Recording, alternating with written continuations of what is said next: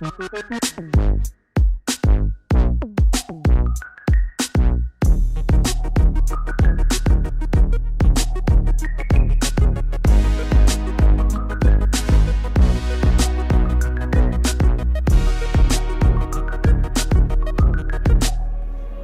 what is up guys? MKBHD here, and this is the OnePlus 5. And just like every smartphone in the past 3 years, there's been leaks, there's been rumors, there's been renders, there's been speculation, but now it's real, it's here in the flesh, and this is everything you need to know. So OnePlus's history is actually pretty limited, and they're a young, small company. And because they're a small company, they actually don't have the access to all this super high-end tech that the Apples and Samsungs and Motorola's and HTC's of the world do. That's a disadvantage.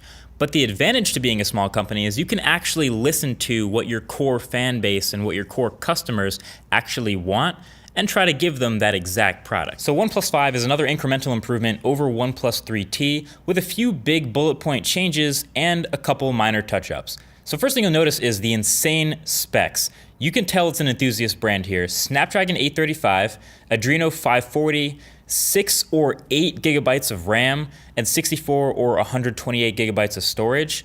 A dual camera system on the back, 16 and 20 megapixel cameras, Bluetooth 5.0, a 3300 milliamp hour battery, and a 5.5 inch 1080p AMOLED display, and of course an updated unibody metal design. Okay, so not bad. Let's break it all down. The all-new design is what's turning heads this time. You saw the renders, and then you saw all the replies. You probably saw all the YouTube comments. Oh, from the back, it looks like an iPhone. They're copying Apple. They've become a copycat company. Honestly, I only agree with some of this. I mean, obviously the renders, when we saw them from that one angle, it obviously looks like an iPhone because it's got the dual camera system up in the top left corner. Okay, I get that. But honestly, if you look at the whole entire body of the phone, it does resemble some other phones even more so than this one. Seriously, how are these not the same phone? Plus, they've kept a lot of the design cues from previous OnePlus phones, from the 3 and the 3T, with the alert slider, of course, and the ports on the bottom and USB Type-C. It's kind of like a Frankenstein smartphone design, pulling parts from a bunch of different places. But then again, how much do you actually look at the back of your phone? I mean, honestly, it actually has to feel good more than it has to look good. And this one does. It's 7.5 millimeters thin. It's got all these rounded sides. It's all metal, but you don't have to look at it as much as you have to feel it. And the OnePlus 5 is a good feeling phone. They kept that alert slider, which I like and always got used to pretty quickly. And of course, they kept the fingerprint reader up at the front, the same like last year and the year before, same size, same position. Also, the design is kind of limited because the only colors you can actually get this phone in are literally black and almost black, which I love matte black, that's great, but obviously if you want some variety, you can grab a skin. I'll link to these below. It's a D-brand skin, and that's easily my favorite way to add color to it without adding the bulk of a case. I highly recommend them. So this does mean you're not getting the big bezel-less displays that a lot of phones have been moving to this year, and that we expected of the new iPhone and the new Pixel, etc. We still have some pretty thin side bezels here, but it's definitely not quite the same effect. I actually found it interesting that in The Verge's exclusive video of like the making of this phone that they dropped yesterday, they actually admitted like they would have liked to have done something like an infinity display or a bezel-less screen, but they just don't have the tech to do it. That's another disadvantage of being a small company. Now, the dual camera system on the back, before we even get to photo quality, is already pretty interesting. First of all, it's the headlining new feature. It's on the box, right, twice, so it's clearly what they want you to focus on, no pun intended. But it is a 16 megapixel f1.7 primary camera with electronic image stabilization, and then a 20 megapixel f2.6 telephoto camera as a secondary. On paper, that looks pretty good. And then when you open up the new camera app, you'll notice it is a blatant copy of the iPhone camera app. No doubt about that. The 1x to 2x button for switching between the lenses is there. Settings in the strip on the left, shutter button on the right. It's pretty basic. And then the slider, of course, between the 1x and the 2x when zooming in. It's definitely a copy here. No one can really deny that. Here's the thing. I've always said, I don't really mind if you copy stuff, but if you're going to copy something, copy the good stuff. So if you're going to copy the iPhone, one of the best and most popular phones out there, then yeah, sure, copy the camera, copy the fingerprint reader. Don't copy the bad stuff. Don't copy like Siri or something. Bixby. So this 1x to 2x button and the slider and everything in the camera, it's kind of the best way to do it. So I don't mind that being a copy at all. So how are the photos? Well, they're pretty good. There's no doubt that the sensor is capable of some pretty great clean photos again. I wish it had optical image stabilization, but essentially this camera is a hit or miss experience. I've been taking photos with this camera for more than a week now, and in just like everyday scenarios, and a lot of them turn out really nice. Some of them though, you'll notice, turn out a little weird. Dynamic range is pretty much always great. Snapdragon 835 can handle taking multiple exposures at the same time, so you'd expect it to be great. And detail is pretty much always on point. The center of the frame and whatever's in focus is always sharp. Colors and image processing were pretty average. I feel like nothing was pushed too far in contrast or saturation, except maybe the reds a little bit, because sometimes they got oversaturated, but otherwise it's pretty subjective whether you like the look of a photo or not. I think objectively, it'll score high on camera benchmark tests because it's very fast, very sharp, and has huge dynamic range, but side by side with the same shot from a Pixel or an iPhone, it could be a toss-up, which is quite good for a phone at this price. And then there's the portrait mode from the secondary telephoto camera.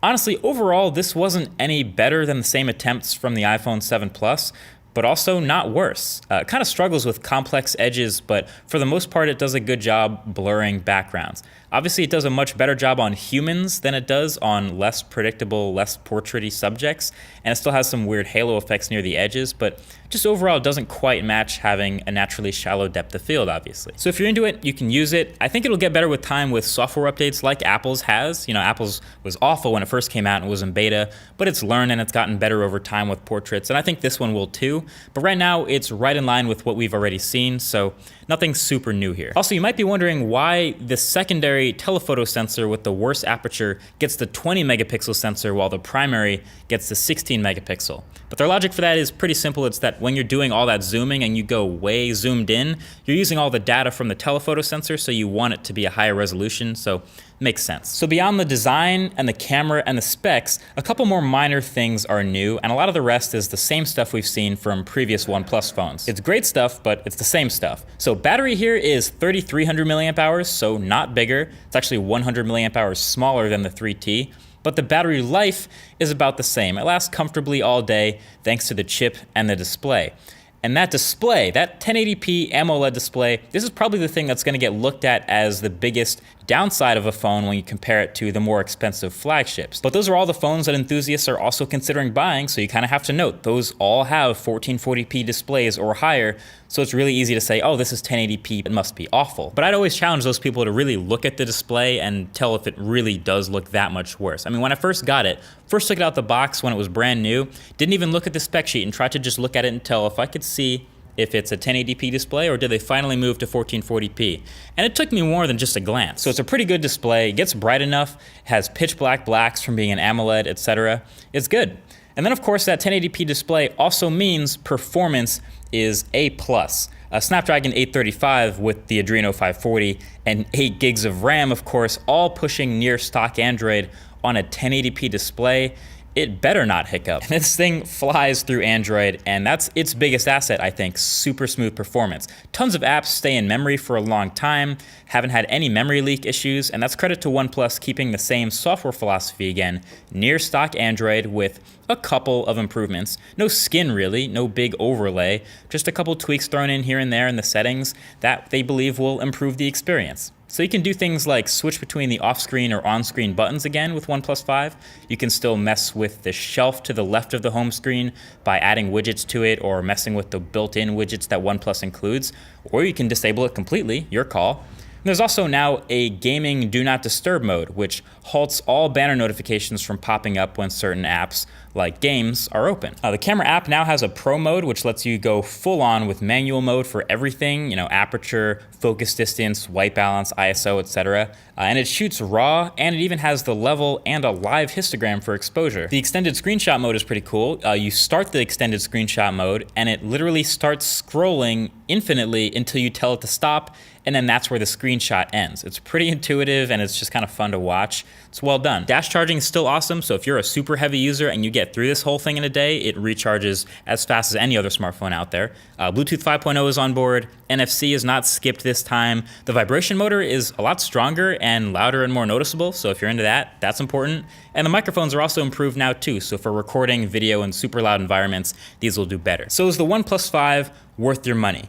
Well, if you can get over the design, if you're not one of those people who just wants to say it looks like an iPhone, if you can get over that, then yeah, this is definitely a great phone. There's not a whole lot that you can get with a Snapdragon 835 and 8 gigs of RAM and near stock Android. So if you can get over the design and not having an infinity display, I think this is going to be a great phone for the money, and I'll give it a thumbs up. Go and get one if you can. I think you'll enjoy it. That's pretty much it. Thank you for watching. I'll talk to you guys in the next one. Peace.